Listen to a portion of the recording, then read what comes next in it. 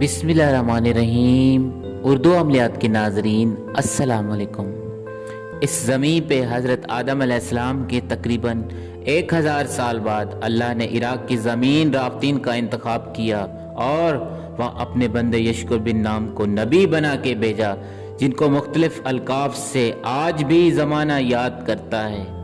कोई अल्लाह के उस नबी को अब्दुल गफ्फार कहता है, तो कोई अब्दुल जब्बार, तो कोई इलियास, तो कोई कश्ती वाला नबी और कोई नूह नजीउल्लाह कह के बुलाता रहता है।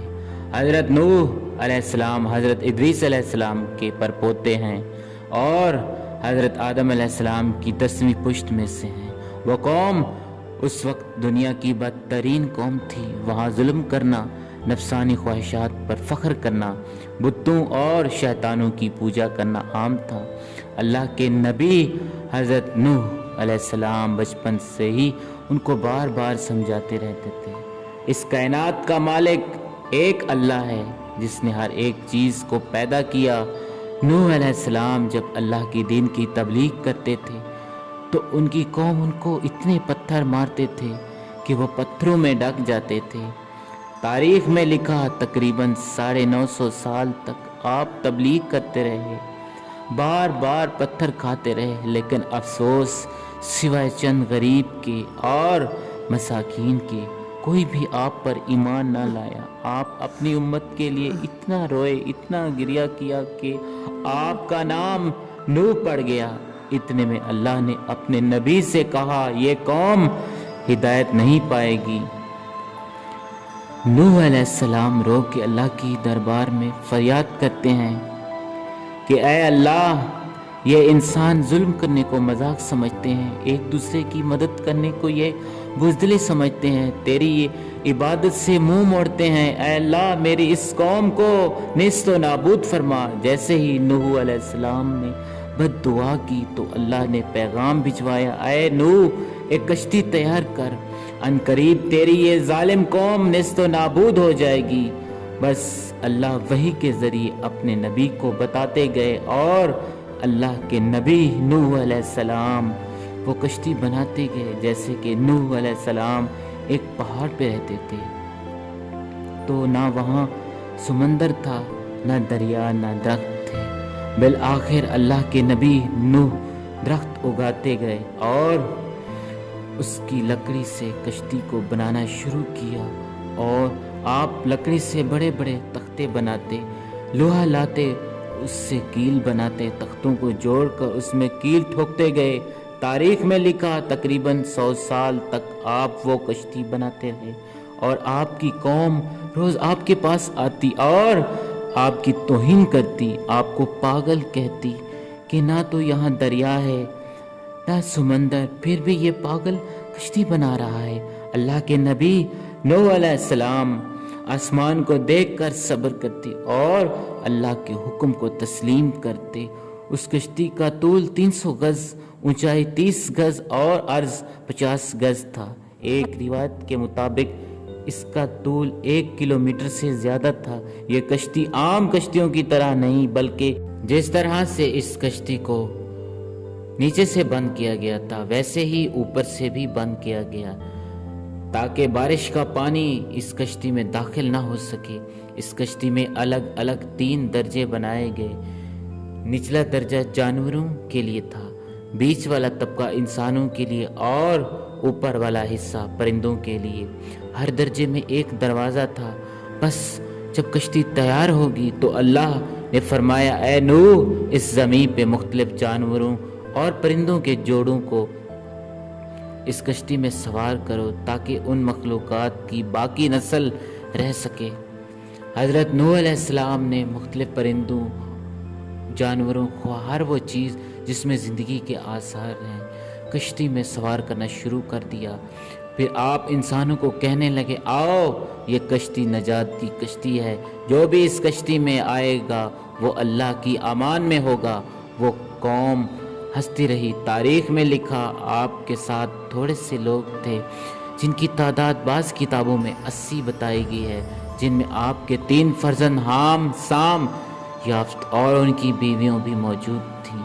اللہ نے اپنے نبی نوح سے کہا ان قریب تندور سے پانی ابلے گا اور پوری قوم کو ڈبا دے گا۔ اس بات کو سن کے قوم نوح ہنس رہی تھی۔ اتنی دیر میں تندور سے پانی ابلنے لگا۔ لوگ اس پانی کو دیکھنے کے لیے دور دور سے آتے ہنستے، لیکن کچھ ہی دیر میں ان کی ہنسی خاموش ہونے لگی۔ وہ پانی اتنا بڑھتا گیا کہ ان کے تمام گھر ڈوب گئے اور اوپر سے بارش بھی برس رہی تھی۔ وہ کافر یہ سمجھ رہے تھے یہ طوفان کچھ ہی دیر کا ہے، تو یوں وہ اونچے اونچے پہاڑ پر جانے لگے۔ ان کافروں میں اللہ کے نبی نوح علیہ السلام کے بیٹے کنعان بھی شامل تھے۔ جیسے ہی نوح علیہ السلام نے اپنے بیٹے کو دیکھا، وہ کافروں کے ساتھ پہاڑ پر چڑھ رہے ہیں۔ آپ نے دور سے آواز دی، اے کنعان، اس نجات کی کشتی میں آ جا۔ تو کنعان اور اس کی ماں بولی، ہم تھوڑی ہی دیر میں پہاڑ کی چوٹی پہ پہنچ جائیں گے کہ پانی وہاں تک تھوڑی آئے گا۔ بس وہ پانی اتنا بڑھتا گیا کہ کہیں بھی نہ کوئی پہاڑ نظر آ رہا تھا، نہ کوئی درخت نظر آ رہا تھا، بس وہی بچے جو اللہ کے نبی نوح علیہ السلام کی کشتی میں سوار تھے۔ اس وقت پانی زمین سے 10,000 گز بلند تھا۔ مسلسل پانی بڑھتا رہا، چڑھتا رہا۔ 40 دن بعد پانی کا بڑھنا ختم ہو گیا، بارش بھی رک گئی، لیکن چاروں طرف صرف پانی ہی پانی تھا۔ تقریباً 5 ماہ تک کشتی پانی میں طواف کرتی رہی، کسی جگہ پہ نہ ٹھہری۔ بالآخر دریائے دجلہ کی مشرق سمت میں ایک پہاڑی جس کو کوہ حرارت کہتے ہیں، اس کی ایک چوٹی کا نام جودی ہے۔ اس چوٹی کی اونچائی تقریباً 13,000 فٹ ساحل سمندر ہے۔ کشتی نوح اس چوٹی کو لگ کر ٹھہر گئی۔ یہ تاریخ 10 محرم اور جمعے کا دن تھا۔ اللہ کے نبی نوح علیہ السلام نے کبوتر کو بھیجا کہ دیکھ زمین پر پانی خشک ہو رہا ہے یا نہیں۔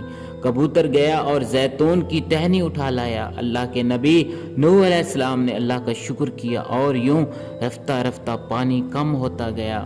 آپ اور آپ کی جماعت تقریباً 5 ماہ تک جودی پہاڑ پر ٹھہری۔ آپ نے ان تمام پرندوں اور جانوروں کو آزاد کیا۔ اس پہاڑی پہ اللہ کا شکر کرتے رہے، ذکر کرتے رہے، دنیا کو پھر سے آباد کرنے کی سوچ میں مگن رہے۔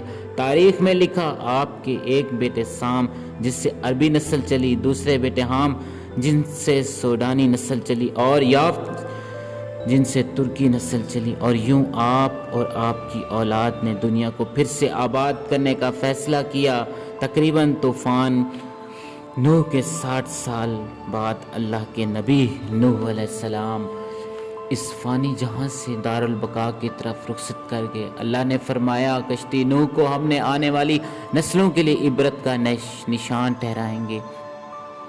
تحقیق کرنے والوں نے بتایا کہ کشتی نوح علیہ السلام کے واقعات مشرقی ترکی میں ہوا واقعہ کوہ حرارت پر بنی یہ کشتی ویسے ہی ہے جیسے اللہ کے نبی نوح علیہ السلام نے بنائی تھی۔